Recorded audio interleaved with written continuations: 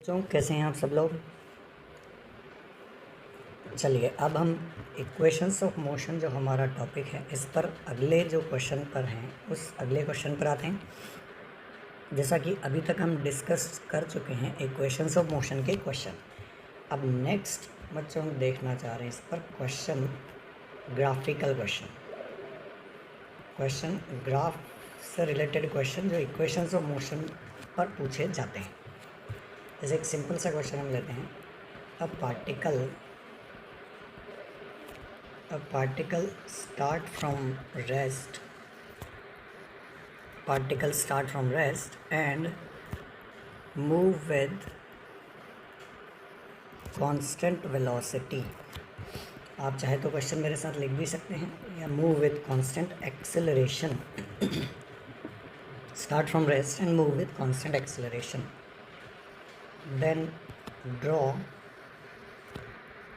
से आपको ग्राफ बनाने हैं। Then draw acceleration time graph, second velocity and time graph, third displacement and time graph, fourth बच्चों आपको बनाना है velocity and displacement graph.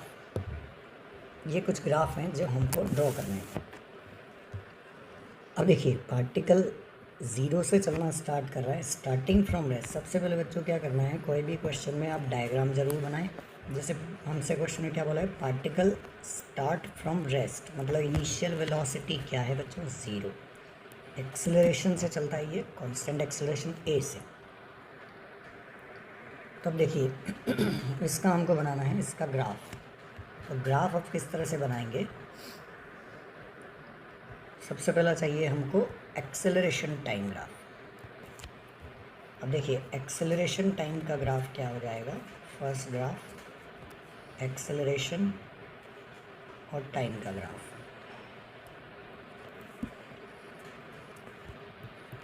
Acceleration कैसा है बच्चों, एक्सेलरेशन कांस्टेंट है तो टाइम के साथ चेंज नहीं हो रहा है, मतलब कैसा ग्राफ बन जाएगा, straight line, horizontal straight line.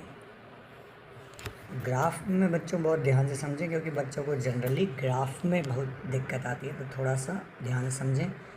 जैसे सेकंड हमको चाहिए वेलोसिटी एंड टाइम ग्राफ। अब देखिए वेलोसिटी टाइम ग्राफ कैसे बनेगा, जब भी आपको कोई ग्राफ बनाना है बच्चों, तो सबसे पहले हमको ये पता होना चाहिए कि वो ग्राफ बनेगा कैसा। स्ट्रेट लाइन होगा, पैराबोला होगा, एलिप्स होगा, सर्कल होगा, ग्राफ बनेगा कैसा। उसको पता करने का जो तरीका है बच्चों क्या है कि वेलोसिटी टाइम ग्राफ चाहिए, तो वेलोसिटी और टाइम के बीच में हमको रिलेशन पता होना चाहिए। अब देखिए वो कैसे निकालेंगे, जैसे मैं अगर फर्स्ट इक्वेशन लगा दूँ v = u + at, velocity initially कितना है बच्चों, 0, एक्सेलरेशन कितना है a, टाइम लगा है इसे t, तो वेलोसिटी क्या हो जाएगी बच्चों, at। और वेलोसिटी 80 हो जाएगी, इसका मतलब क्या है, ये y = mx, मतलब एक स्ट्रेट लाइन है बच्चों जो पास करेगी कहाँ से, ओरिजिन से। तो ओरिजिन से पास होने वाली स्ट्रेट लाइन, तो ये ग्राफ बन जाएगा ऐसा। ग्राफिकल क्वेश्चन में बच्चों को सबसे ज़्यादा प्रॉब्लम आती है, तो ध्यान से थोड़ा सा समझें। सिंपल क्या करना है, आपको इक्वेशन लिखनी है। अब जो भी इक्वेशन है, स्ट्रेट लाइन है तो स्ट्रेट लाइन ग्राफ बनेगा, पैराबोला है तो पैराबोला, इलिप्स, सर्कल, हाइपरबोला, कुछ भी बन सकता है। अब देखिए थर्ड ग्राफ पर आते हैं। थर्ड ग्राफ क्या है बच्चों, displacement time graph. Another important graph displacement time graph. बहुत ध्यान समझो बच्चों, डिस्प्लेसमेंट टाइम ग्राफ। जैसे मान लीजिए इसका मैं डिस्प्लेसमेंट टाइम ग्राफ बनाता हूँ तो कैसा आ जाएगा।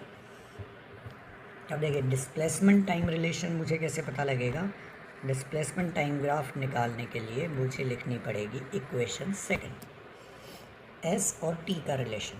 जैसे डिस्प्लेसमेंट है हमारा कितना, x, u कितना है बच्चों, 0, ½ a t²। ये इक्वेशन हमारे पास आ गई। अब आप इसको देखकर बताएं बच्चों, इक्वेशन जो है ये इक्वेशन किसकी है। बहुत अच्छे बच्चों, वेरी गुड। पैराबोला की इक्वेशन है, पैराबोला की इक्वेशन y = क्या हो गई, 4ax²। टाइप का ये पैराबोला है। अब देखिए मैथ्स वाले बच्चों को क्लियर होता है, पर बायो वाले बच्चे थोड़ा ध्यान से देखें। y equals to 4x², graph कैसा बनेगा? Parabolic graph. अब सिंपल आपको क्या करना है, जिधर पावर 1 हो उधर पैराबोला को घुमा दें। जैसे y की पावर 1 है तो ये पैराबोला कैसा बनेगा? y की पावर 1 मतलब पैराबोला बनेगा इस तरह का, y equals to 4x² type का पैराबोला बनेगा ऐसा। जिधर पावर 1 ग्राफ उधर ही बनेगा। अगर मान लीजिए होता y² इक्वल्स टू 4x तो ग्राफ कैसा बनता बच्चों? y इक्वल्स टू 4x का graph, y² equals to 4x का ग्राफ कैसा बनेगा? x की पावर कितनी है? 1, तो x की पावर 1 है मतलब ग्राफ किधर बन जाएगा? x की तरफ बन जाएगा। तो जिधर पावर 1 होगी हम उसको उसी तरफ घुमा देंगे। अब यहाँ पर देखिए x equals to half A T square, X की पावर कितनी है? 1, तो x की पावर 1 है तो ग्राफ कैसा बन जाएगा? पैराबोला। और किधर पैराबोला बनेगा बच्चों? x की पावर 1 है तो x की पावर 1 मतलब x की तरफ घुमा रहे हैं। अब देखिए क्या पूरा कंप्लीट पैराबोला बनेगा कि नहीं? नहीं बनेगा। मैथमेटिकली तो ये बनेगा, पर क्योंकि time can not be negative, time negative नहीं हो सकता, इस वजह से इधर वाला ग्राफ नहीं हुआ। ठीक है बच्चों, तो सिर्फ x equals to half A T square का ग्राफ बनेगा ऐसा। फोर्थ हमारे को जो ग्राफ देखना है बच्चों वो था वेलोसिटी एंड डिस्प्लेसमेंट। अब देखिए कोई ऐसा रिलेशन देखिए जो वेलोसिटी डिस्प्लेसमेंट रिलेशन हो, जिससे हमको पता लगे कि ग्राफ कैसा बनेगा। वेलोसिटी डिस्प्लेसमेंट रिलेशन बिल्कुल सही बच्चों, क्या हो जाएगा? v² equals to u² plus 2s का ग्राफ। तो v² इक्वल्स टू u² कितना है? 0 2ax, ये हमारी इक्वेशन आ गई। तो ये इक्वेशन किसकी हो गई? y² equals to 4x, parabolic equation. y² equals to 4x, x की पावर 1, तो पैराबोला कैसा बनेगा बच्चों? ये वाला। यहाँ पर x की पावर 1 मतलब इसको हमको घुमाना है किधर? x की तरफ, तो ये पैराबोला बनेगा कुछ इस तरह का। ठीक है, और नेगेटिव में जाएगा या नहीं? तो दोनों में से किसी भी एक ही साइड बन सकता है बच्चों, दोनों साइड नहीं। क्योंकि अगर मान लीजिए दोनों साइड बनाएंगे तो क्या होगा? एक ही डिस्प्लेसमेंट पर दो वेलोसिटी पार्टिकल की मिल जाएगी, एक मिलेगी पॉजिटिव, एक मिलेगी नेगेटिव। तो एक ही डिस्प्लेसमेंट पर एक साथ पार्टिकल की दो वेलोसिटी पॉसिबल नहीं होगी, इसलिए ग्राफ जो बनेगा वो हमको सिर्फ एक साइड ग्राफ बनाना है। हमेशा ध्यान रखें, एक टाइम पर एक ही वेलोसिटी, एक ही डिस्प्लेसमेंट, एक ही पोजीशन हो सकती है पार्टिकल की, एक से ज़्यादा पॉसिबल नहीं है। अगर आपको कोई कन्फ्यूजन है तो इसे दोबारा रिपीट करके देख लें। वेलोसिटी डिस्प्लेसमेंट ग्राफ कैसा बनेगा? सिर्फ इस तरह का ही। जैसे पार्टिकल 0 से चलना स्टार्ट कर रहा है, हम इसको ऐसे भी समझ सकते हैं, 0 से चलना स्टार्ट किया, एक्सेलरेशन लग रहा है, तो पार्टिकल सिर्फ किधर बढ़ेगा? पॉजिटिव डायरेक्शन में बढ़ता जाएगा, पॉजिटिव डायरेक्शन में चलता जाएगा, ना कि नेगेटिव में। तो किसी भी एक डायरेक्शन में चलेगा, आइदर पॉजिटिव और नेगेटिव, तो ग्राफ बनेगा कुछ इस तरह का। ठीक है बच्चों, और आपको जो एक जनरल बात ध्यान रखनी है, जैसे हमेशा जब भी आपको ग्राफ बनाने हैं, डिस्प्लेसमेंट टाइम ग्राफ इम्पोर्टेंट है बच्चों, कई बार पूछा जाता है। तो डिस्प्लेसमेंट टाइम ग्राफ आप सिंपल सा ध्यान रखें, अगर कांस्टेंट वेलोसिटी का डिस्प्लेसमेंट टाइम ग्राफ बना रहे हैं बच्चों तो कैसा बनेगा? आप कॉपी में बना कर देखिए एक बार। इसी तरह से अगर डिस्प्लेसमेंट टाइम ग्राफ मुझे बनाना है एक्सेलरेटेड मोशन का ग्राफ, जैसे मान लीजिए एक्सेलरेशन a के बराबर है, तो डिस्प्लेसमेंट टाइम ग्राफ कैसा बनेगा? और अगर रिटार्डेड मोशन है, रिटार्डेड मोशन मतलब एक्सेलरेशन नेगेटिव है, वेलोसिटी घट रही है, तो डिस्प्लेसमेंट टाइम ग्राफ कैसा बनेगा? थोड़ा सा आप इसके बारे में सोचें, बहुत इंपॉर्टेंट ग्राफ है, आगे बहुत यूज़ आएंगे। अब देखिए वेलोसिटी कांस्टेंट है तो क्या होगा बच्चों? एक्सेलरेशन कैसा है? 0, तो वेलोसिटी को हम कितना लिख सकते हैं? Displacement into time. ठीक है बच्चों, तो ग्राफ कैसा बनेगा? y equals to mx, straight line. थोड़ा सा ध्यान से समझें। y equals to M X, straight line graph बन जाएगा कुछ इस तरह का। या हम इसको दूसरा तरीके से भी देख सकते हैं, हम पहले भी पढ़ चुके हैं। डिस्प्लेसमेंट टाइम ग्राफ का स्लोप किसके बराबर होता है बच्चों? वेलोसिटी। तो अगर मैं यहाँ पर पार्टिकल की वेलोसिटी लिखूँ, स्लोप अगर मैं ड्रॉ करूँ, तो किसी भी पॉइंट पर स्लोप ड्रॉ करें कांस्टेंट ही होगा। तो डिस्प्लेसमेंट टाइम ग्राफ का स्लोप वेलोसिटी, और क्योंकि स्लोप कांस्टेंट है, ग्राफ कैसा बनेगा? Straight line. एक्सेलरेटेड मोशन के लिए ग्राफ जो बनेगा बच्चों, जैसा कि अभी हमने बनाया एक्सेलरेटेड मोशन का डिस्प्लेसमेंट टाइम ग्राफ, ये बनेगा सेकंड इक्वेशन से हमने जो इसका ग्राफ बनाया, तो ग्राफ बनाया वो बनेगा इस तरह का ग्राफ। प्रैक्टिकली आप सोच भी सकते हैं ऐसा ग्राफ ही क्यों बनेगा, क्योंकि अगर मान लीजिए मैं इसका डिस्प्लेसमेंट टाइम ग्राफ का स्लोप क्या होता है? वेलोसिटी। तो जैसे मान लीजिए पार्टिकल ज़ीरो से चलना स्टार्ट कर रहा है, एक्सेलरेशन लग रहा है बच्चों, तो क्या होगा? वेलोसिटी धीरे धीरे इंक्रीज होगी। जैसे मान लीजिए यहाँ पर वेलोसिटी, स्लोप लिया ज़ीरो है, स्लोप लिया बढ़ गया। स्लोप मतलब क्या होता है बच्चों? टेंजेंट। फिर स्लोप लिया टेंजेंट।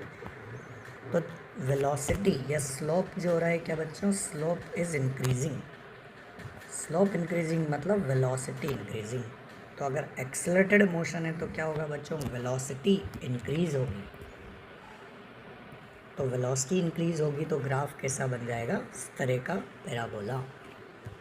अब आ जाइए आप रिटार्डेड मोशन पर। रिटार्डेड मोशन का ग्राफ मतलब मान लीजिए कोई पार्टिकल की स्पीड इनिशियली 50 मीटर पर सेकंड है। अब इस पर रिटार्डेड मोशन, एक्सेलरेशन लग रहा है नेगेटिव में, तो इसकी वेलोसिटी क्या होगी? कहीं 40 होगी, फिर 30 होगी, 20 होगी, 10 होगी, 0 होगी। तो वेलोसिटी धीरे धीरे हर पॉइंट पर क्या होगी बच्चों? कम। अब देखिए वेलोसिटी कम होगी, वेलोसिटी मतलब कौन है बच्चों यहाँ पर? वेलोसिटी मतलब स्लोप। तो स्लोप जो होगा वो कंटिन्यूसली डिक्रीजिंग। तो डिक्रीजिंग स्लोप कैसा बन जाएगा? ये इस तरह का ग्राफ। ये आपका वेलोसिटी टाइम ग्राफ बनेगा रिटार्डेड मोशन के लिए। जैसे मान लीजिए मैं यहाँ पर अगर टेंजेंट ड्रॉ करूँ, तो वेलोसिटी, स्लोप मैक्सिमम है। स्लोप हम कौन सा लेते हैं बच्चों? ये वाला जो एंगल है वो स्लोप। अगले पॉइंट पर टेंजेंट ड्रॉ करेंगे, स्लोप कुछ कम हो गई, अगले पॉइंट पर टेंजेंट कम हो गई, अगले पॉइंट पर टेंजेंट ज़ीरो हो गई, स्लोप ज़ीरो हो गई। इसका मतलब क्या है कि slope is decreasing continuously. Slope continuously decrease हो रहा है तो इसमें वेलोसिटी क्या होगी? डिक्रीज़। तो ये डिक्रीजिंग वेलोसिटी का ग्राफ मतलब रिटार्डेड मोशन का ग्राफ। तो जनरली स्टूडेंट ग्राफ में कंफ्यूज रहते हैं, तो इसको बहुत अच्छे से ध्यान रखें। इम्पोर्टेंट नोट है, क्वेश्चंस में आपको कई जगह करने के लिए मिल जाएगा। जैसे मान लीजिए आपको क्वेश्चन में बोला जाता है पार्टिकल, कोई पार्टिकल है एक्सेलरेट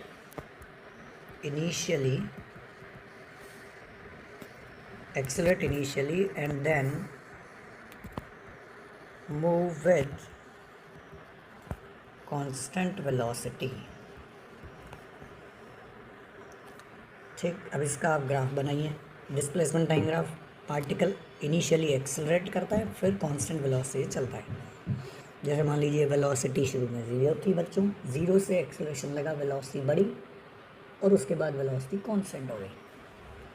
तो वेलोसिटी पहले बढ़ी फिर कांस्टेंट हो गई। तो डिस्प्लेसमेंट टाइम ग्राफ कैसा बनेगा, क्या आप बता सकते हैं?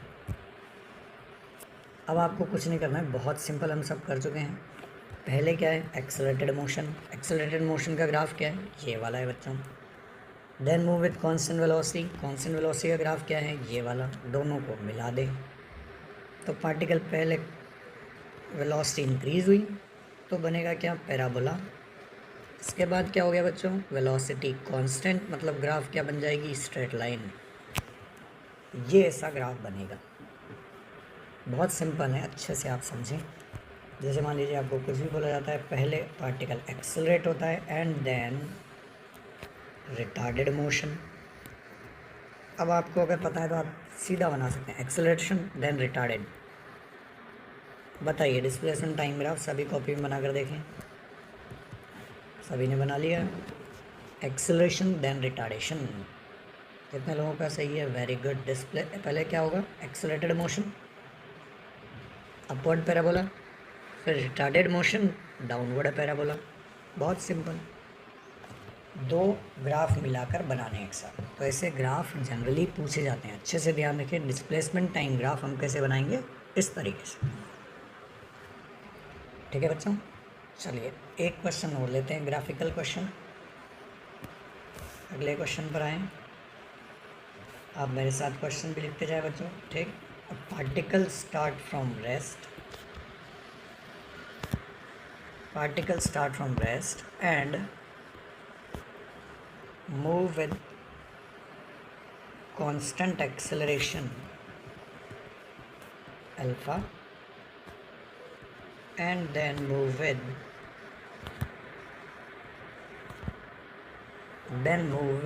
retardation beta and again come to rest।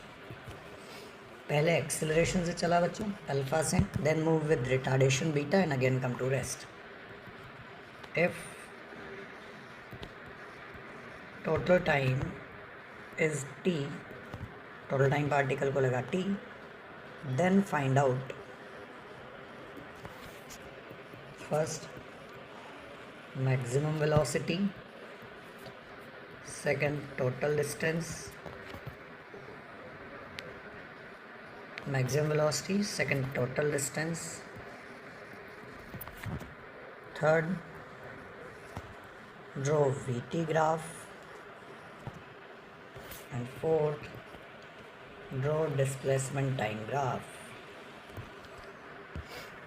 ये सिर्फ एक क्वेश्चन ले रहे हैं बच्चों, ध्यान से देखें आप क्या करना है। A particle start from rest, सबसे पहले आप एक डायग्राम बनाकर देखें, स्केच बनाएंगे तो आपको क्लियरली समझ में आएगा क्या है। पार्टिकल स्टार्ट फ्रॉम रेस्ट मतलब इनिशियल वेलोसिटी कितना है बच्चों, 0। देन मूव विद एक्सेलरेशन, फिर ये एक्सेलरेशन से चलता है कितने से, अल्फा से।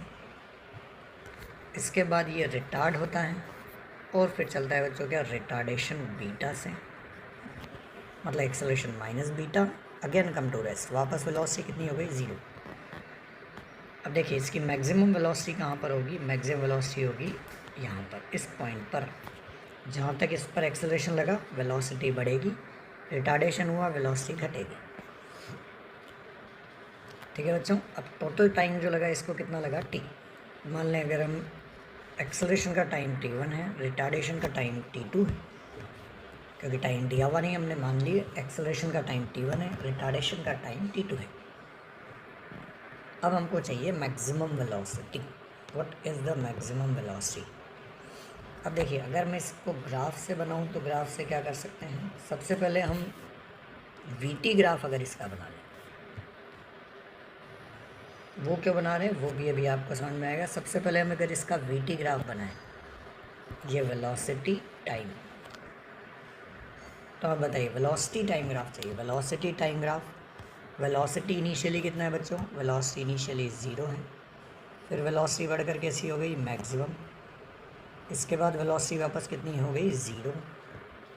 तो ग्राफ कैसा बनेगा, वेलोसिटी इंक्रीज़ हुई, कुछ मैक्सिमम वैल्यू पर पहुंची, इसके बाद डिक्रीज़ होकर वेलोसिटी वापस कितनी हो गई बच्चों, इसके बाद वेलोसिटी डिक्रीज़ होकर वापस 0 हो गई। तो ये इसका ग्राफ बन जाएगा। समझ पा रहे हैं आप क्या करना चाह रहे हैं, ये मैक्सिमम वेलोसिटी हो गई। ठीक, टोटल टाइम कितना था, t, यहाँ तक का टाइम क्या हो गया बच्चों, t1, यहाँ तक का टाइम हो गया t2। मैक्सिमम वेलोसिटी जो हो गई v मैक्सिमम, टाइम लगा t1 एंड t2। अब देखिए हम ग्राफिकल क्वेश्चन में पढ़ चुके हैं slope of VT graph. VT graph का स्लोप क्या होता है बच्चों, एक्सेलरेशन।